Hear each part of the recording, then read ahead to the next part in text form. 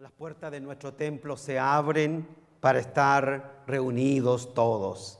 Y confiamos, mis queridos hermanos y hermanas, que en algún momento regresaremos a lo que ha sido siempre la vida de la iglesia del Señor. Pero el Señor está con nosotros, el Señor ha sido bueno y el Señor ha sido fiel. Bien, estamos en el mes de octubre. Y en el mes de octubre celebramos el mes de la familia y también el mes de la reforma. El domingo pasado yo compartí un texto de la carta del apóstol Pablo a los romanos. Ustedes recordarán en el capítulo 2, verso número 4. Y hoy quiero hablar de los romanos también. Y me parece, hermanos queridos, que es tan interesante lo que la palabra del Señor tiene para nosotros en esta tarde. ¿Qué les parece que se pongan de pie para hacer la lectura de la palabra del Señor? Vamos a leer en Romanos, pero vamos a leer dos versos. El verso número 23 y el verso número 24 de la carta del apóstol Pablo a los romanos, que dice así: y esto de que se le tomó en cuenta, no se escribió solo para Abraham, sino también para nosotros. Dios tomará en cuenta nuestra fe como justicia, pues creemos en aquel que levantó de entre los muertos a Jesús, nuestro Señor. Voy a leer otra vez. Y esto, dice el apóstol Pablo, de que se le tomó en cuenta, se está refiriendo a Abraham, a él se le tomó en cuenta, se escribió no solo para Abraham, dice Pablo, sino también para nosotros. Dios tomará en cuenta nuestra fe como justicia, pues creemos en aquel que levantó de entre los muertos a Jesucristo, nuestro Señor. Oremos. Gracias, Padre Celestial, por esta palabra. Hemos abierto la Escritura, Dios mío, porque ella es fuente inagotable de verdad. Y ella es la que nos guía en el caminar. Señor, que sea tu Espíritu Santo el que hable a nuestra vida en esta tarde. Escudriña nuestro corazón, Señor. Descubre tú en él lo que necesitamos. Y háblanos a través de tu palabra en esta tarde. Te lo pedimos, oh Dios, en el nombre de Jesús. Amén. Tomen sus asientos, mis queridos hermanos y hermanas. Bien, el capítulo número 4 del libro de Romanos está hablando de una persona que el texto nombra aquí. Está hablando acerca de Abraham. ¿Y sabe lo que dice el capítulo 4? Dice que Abraham tuvo esperanza para creer que podía llegar a ser padre, aun cuando tenía 100 años. Tenía prácticamente 100 años, pero él creía que podía ser padre de muchas naciones.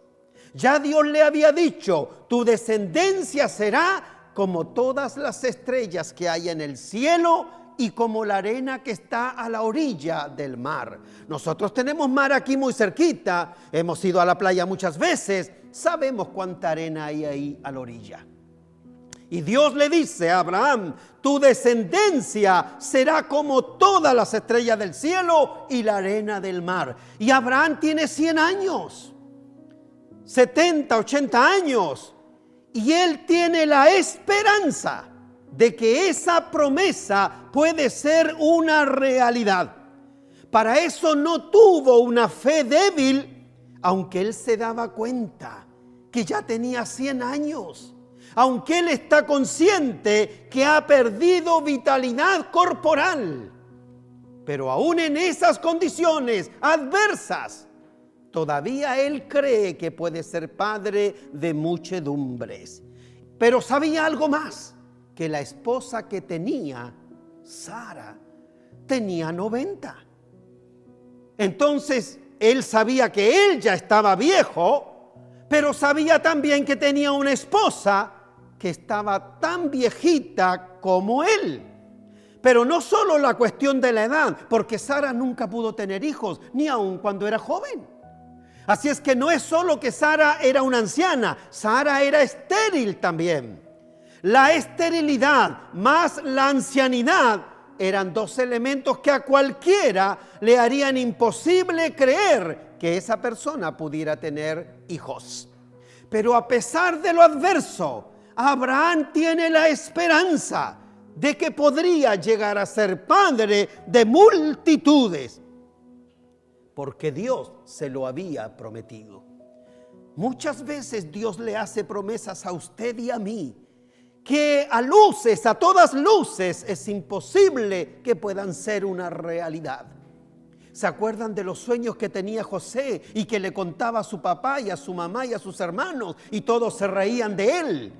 Pero esos sueños llegaron a ser una realidad, aunque para toda la familia y para el propio José podía ser algo imposible. Pero Abraham no vaciló ante la promesa de Dios, sino que tomó fuerzas en su fe, hermanos queridos, y le dio la gloria a Dios y se mantuvo firme, convencido de que el que le había hecho la promesa era también capaz de cumplírsela.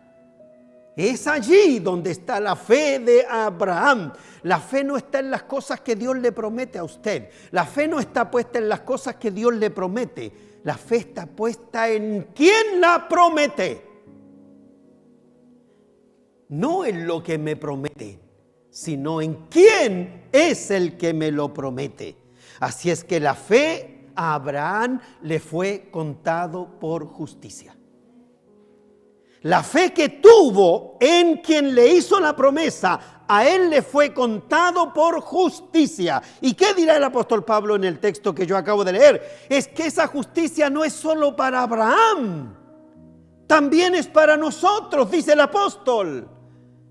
Aunque yo no he creído que voy a tener hijo con 100 años, ni he creído que mi descendencia va a ser como las estrellas del cielo. No, lo que yo he creído es en quien resucitó a Jesucristo de los muertos. Y es esa la fe que me es contada a mí por justicia. Hermanos queridos, eso es lo que a Abraham le fue contado por justicia y fue considerado justo.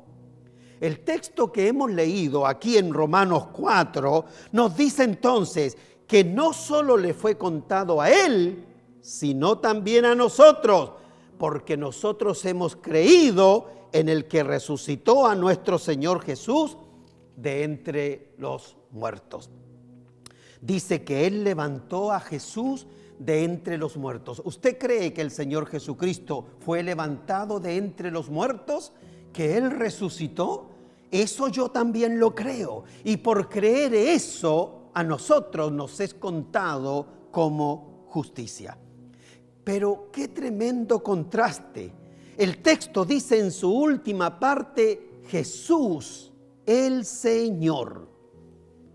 Ese mismo Jesús que se encarnó entre los hombres, ese mismo Jesús que se humilló hasta lo más bajo, dice el apóstol Pablo en el verso 24 que ahora Él es el Señor. Él es el Señor y nosotros creemos que ese Jesús fue resucitado. Ese que vivió en pobreza, ese que vivió en vergüenza, ese que vivió la muerte de nosotros los seres humanos, a ese se le llama ahora el Señor. Entonces yo le invito a que hablemos acerca de Jesús, el Señor.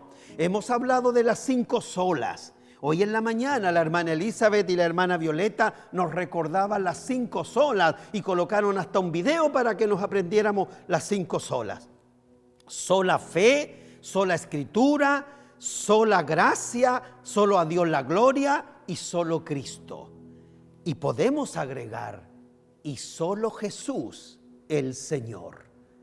Porque hablemos de Jesús como el Señor, hermanos queridos. Bien, la expresión Señor en griego es Kyrios. En griego Señor se dice Kyrios, que significa Señor, que significa maestro, que significa amo, que significa dueño. Esa expresión Kyrios es todo eso. Eso es Señor. Bien, hablemos de Jesús entonces como nuestro Señor. Vamos a revisar lo que dice la Biblia sobre Jesús como nuestro Señor. Hermanos, nosotros reconocemos a Jesús como nuestro Señor porque Él nos amó. ¿Le ha amado el Señor a usted? Es su Señor porque Él le amó, porque Él nos dio vida, porque nosotros estábamos espiritualmente muertos y en la cruz del Calvario el Señor nos dio vida espiritual, vida abundante. Él nos ha dado vida plena. Pero hay algo más, el Señor Jesús se dio a sí mismo por nosotros. Es por eso que Él es el Señor de nuestra salvación, porque por Él somos salvos. Por Él usted y yo somos salvos, porque Él nos dio salvación en la cruz. Entonces Él es nuestro Señor y nosotros lo hemos recibido como nuestro Señor y Salvador. En el libro de Colosenses, ahí en el Nuevo Testamento, en el verso número 2, en el capítulo número 2 y el verso número 6, habla acerca de eso y dice: por eso, de la misma manera que recibieron a Cristo Jesús como Señor, vivan ahora en Él. Si usted y yo ha recibido a Jesucristo como su Señor, entonces tenemos que vivir en Él, vivir en nuestro Señor. Él también es nuestro Señor. Y con referencia a la iglesia, Él es la cabeza de la iglesia a quien todo está sujeto. Dice Efesios capítulo 5, verso 23, hablando de Él como cabeza de la iglesia, porque el esposo es cabeza de su esposa, así como Cristo es cabeza y salvador de la iglesia, la cual es su cuerpo. Jesús entonces es nuestro Señor porque nos salvó en la cruz del Calvario, pero Él también es nuestro Señor porque nosotros somos cuerpo y Él es cabeza, porque Él es la cabeza de la iglesia y todos nosotros somos cuerpo de esa iglesia de la cual es Él la cabeza. Por eso podemos decir: Él es el Señor de la iglesia y usted y yo somos la iglesia. Entonces Él es nuestro Señor. Por eso que ninguno de nosotros puede tener vergüenza ni temor de decir: Jesucristo es el Señor. Hermanos, no olvidemos esto: el Señor de la iglesia es Jesucristo. Él es la cabeza y nosotros somos solamente el cuerpo. Pero Él no solo es Señor de la iglesia, Él es mi Señor, es Señor de mi vida y es Señor de la vida suya. Sea que vivamos o sea que muramos, somos del Señor, dice Romanos capítulo 14, verso número 8. Si vivimos, dice el verso, para el Señor vivimos. Y si morimos, para el Señor morimos. Así pues, sea que vivamos o que muramos, del Señor somos. Nuestra vida le pertenece a Él. Nuestra muerte le pertenece a Él. Sea que estemos vivos o que estemos muertos, somos del Señor. Él es nuestro Señor. Y glorificamos a Dios también por medio del nombre de nuestro Señor Jesucristo. Quiero decirles esto: nosotros no podríamos glorificar a Dios si no es por el nombre de nuestro Señor Jesucristo. Efesios capítulo 5, verso número 20, dice: dando siempre gracias a Dios, el Padre, por todo, en el nombre de nuestro Señor Jesucristo. Hermanos, si en el Señor Jesucristo se hace todo, Él es para todo y Él es por todo. Entonces podemos darle gracias a Dios el Padre, pero en el nombre de nuestro Señor Jesucristo. En su resurrección, Él es el primogénito de entre los muertos, dirá Colosenses capítulo 1, verso 18. Él es la cabeza del cuerpo, que es la iglesia. Él es el principio. Él es el primogénito de la resurrección para ser en todo el primero. Hablando de Jesús, nuestro Señor. Es lo que está diciendo el apóstol Pablo. Él es nuestro Señor. Pero no solo eso, en su advenimiento, su aparición, Él es el principal motivo de gloria. Tito capítulo 2, verso número 13. Mientras aguardamos, dice Tito, la bendita esperanza, es decir, la gloriosa venida de nuestro gran Dios y Salvador Jesucristo. ¿Se fijan, mis hermanos? Jesucristo es el Señor y a través de Él nuestros pecados son perdonados y a través de Él podemos ir a la presencia de Dios. Es Él, hermanos queridos, el primero en resucitar. Es Él también quien será glorificado en la gloria eterna.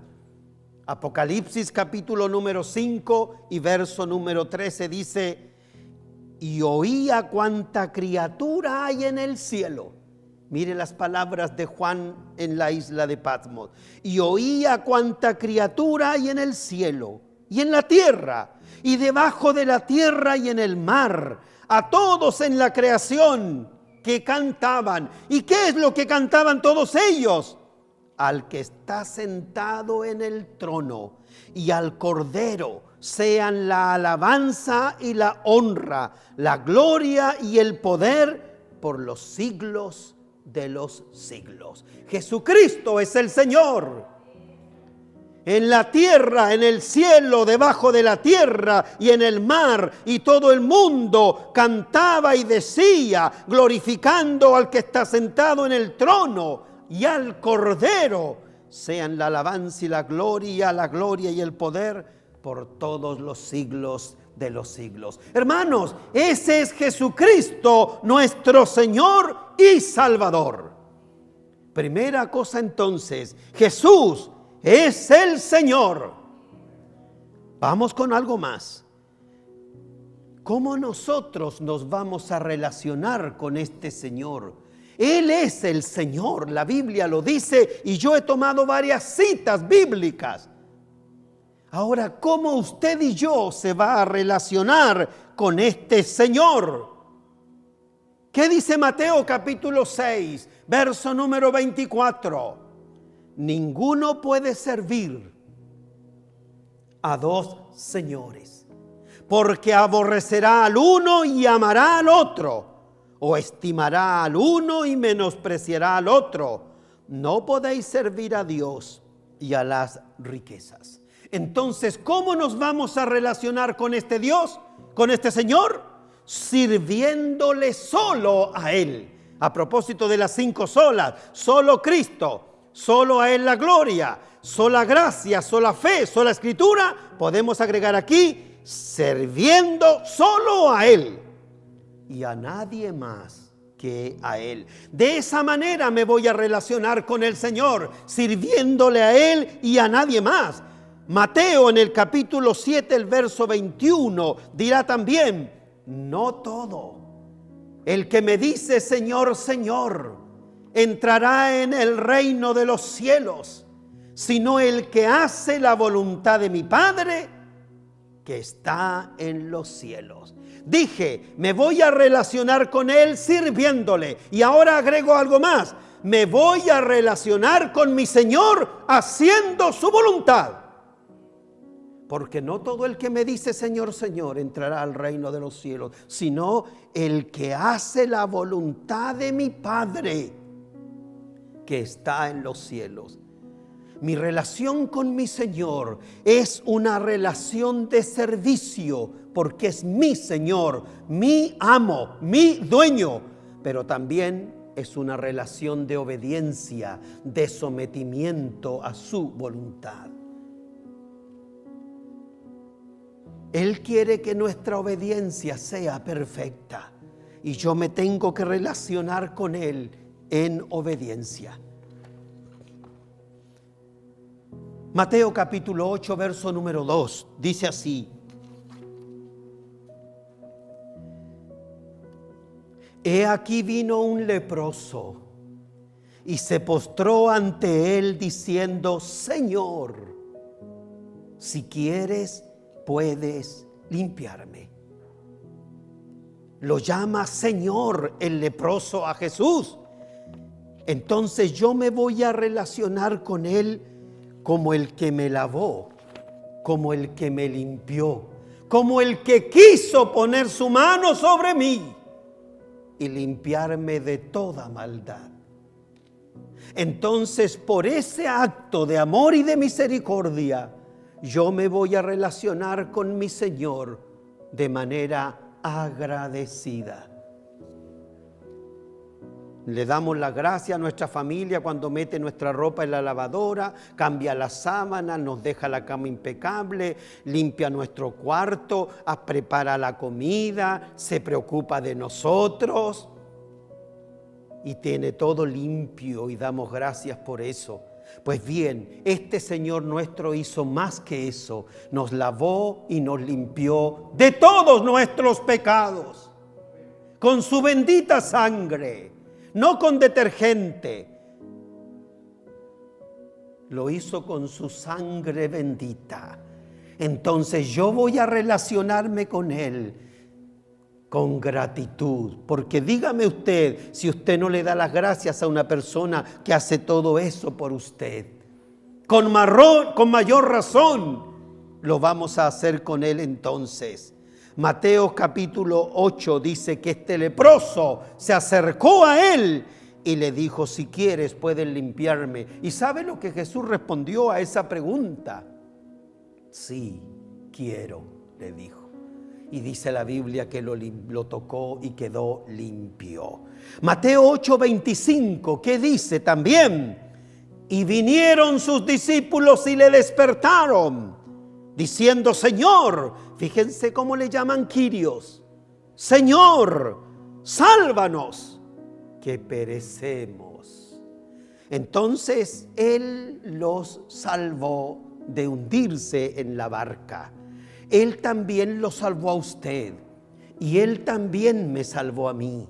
Pero no de una barca, me salvó de la condenación eterna. Yo también fui salvo.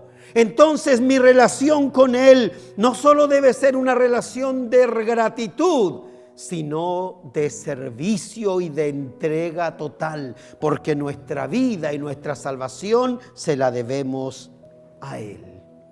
Es así como usted y yo nos tenemos que relacionar con este Señor. Y Mateo capítulo 18, verso 21 dirá: entonces se le acercó a Pedro y le dijo: Señor, ¿cuántas veces perdonaré a mi hermano que peque contra mí?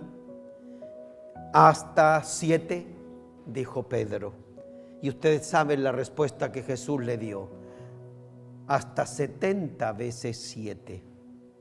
Hermanos, con este Señor nos vamos a relacionar en obediencia,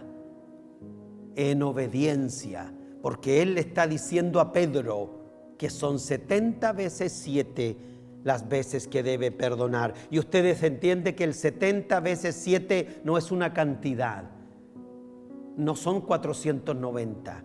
70 veces 7 ejemplifica que es siempre, porque el 7 es número de plenitud, de totalidad. Hermano, es de esa manera como tenemos que relacionarnos con este nuestro Señor. Bien, dije en el primer punto, Jesús es el Señor. He dicho en el segundo, cómo me voy a relacionar con Él, y termino con el tercer punto. nosotros los cristianos debemos deleitarnos en este nuestro Señor. Nos hace recordar, cuando nosotros le decimos Señor, nos hace recordar que tenemos una relación personal con Él, porque no dice aquí, el apóstol no dice nuestro Señor, el apóstol dice mi Señor. El texto bíblico dice mi Señor, es decir, hay una relación personal. Hermanos y hermanas, podemos relacionarnos de manera personal con el Señor, no en grupo, no de a montones, de manera personal. Usted y yo debemos tener una relación personal. Si Él es nuestro Señor, si Él es mi Señor, yo soy su siervo. Si Él es mi Señor, entonces yo estoy para servirle a Él.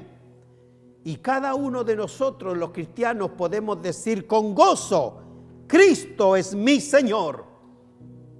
¿Saben ustedes que David lo dijo? Jehová dijo a mi Señor, y estaba hablando del Mesías. David en el Salmo. Elizabeth dijo, la madre de mi Señor. ¿Y a quién le dijo eso? A María. Cuando María la fue a visitar, ella tenía 6 meses de embarazo de Juan el Bautista. Y ella dijo, la madre de mi Señor. María Magdalena dijo, ¿a dónde se han llevado a mi Señor? En el huerto. Tomás le dijo cuando lo vio, Señor mío y Dios mío. Y Pablo escribe, el conocimiento de Cristo Jesús, mi Señor, por el cual lo he perdido todo, dice el apóstol. Era el Señor de ellos, es el Señor tuyo y es mi Señor también. Gloria al Señor. Hay una alabanza que nosotros cantábamos hace mucho tiempo atrás, que entiendo que esta canción la escribió Marcos Witt. Y esa alabanza dice en su letra, Cristo es mi Señor. No me da temor declararle al mundo entero de su gran poder. En mi vida permitir que Él se deje ver. Cristo es mi Señor, no me da temor demostrar con mis acciones que Él puede reinar en la vida de cualquiera que se quiera entregar. Jesucristo, no me detendré de doblar mi rodilla y mi ser ante tu majestad. Jesucristo, te confesaré, con mis labios declararé que tú eres el Señor. Hermosa canción que nosotros hemos cantado. Entonces, hermanos queridos, en esta tarde he querido hablarles a la luz de la palabra de Romanos capítulo 4 acerca de Jesús, nuestro Señor. Entonces, el anhelo suyo y el anhelo mío debe ser hacerle a Él Señor de nuestras vidas para siempre. Él debe ser nuestro Señor para siempre. Y nuestro gozo de que Él sea el Señor de su iglesia.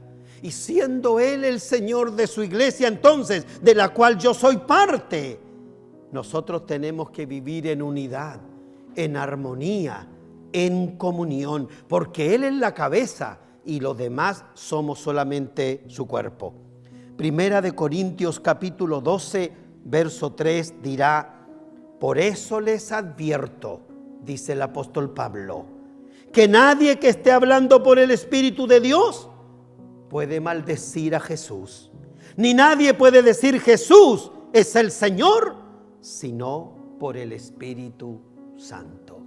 Cada vez que usted considera a Jesús como su Señor y vive de acuerdo a eso que usted confiesa, entonces el Espíritu está hablando por usted. Debe ser un gran anhelo para nosotros, queridos hermanos, seguir al Señor Jesús, obedecerle en todo absolutamente.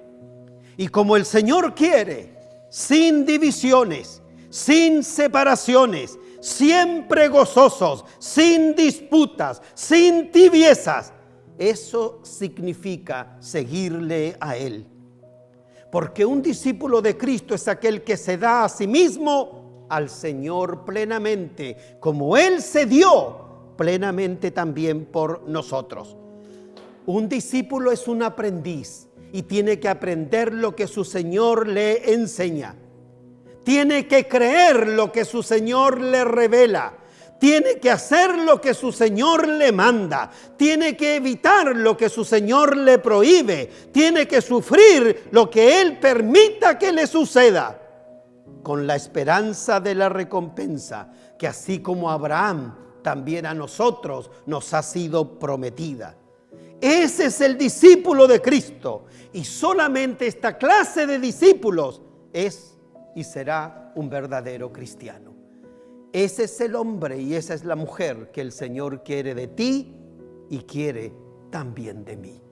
Si es que nosotros en verdad le decimos a Él: Jesucristo es mi Señor. Eso es lo que significa que Él sea nuestro Señor. Quiero invitarles a orar y a pedirle al Señor que nos ayude a vivir a la altura de un siervo que lo tiene a Él como Señor.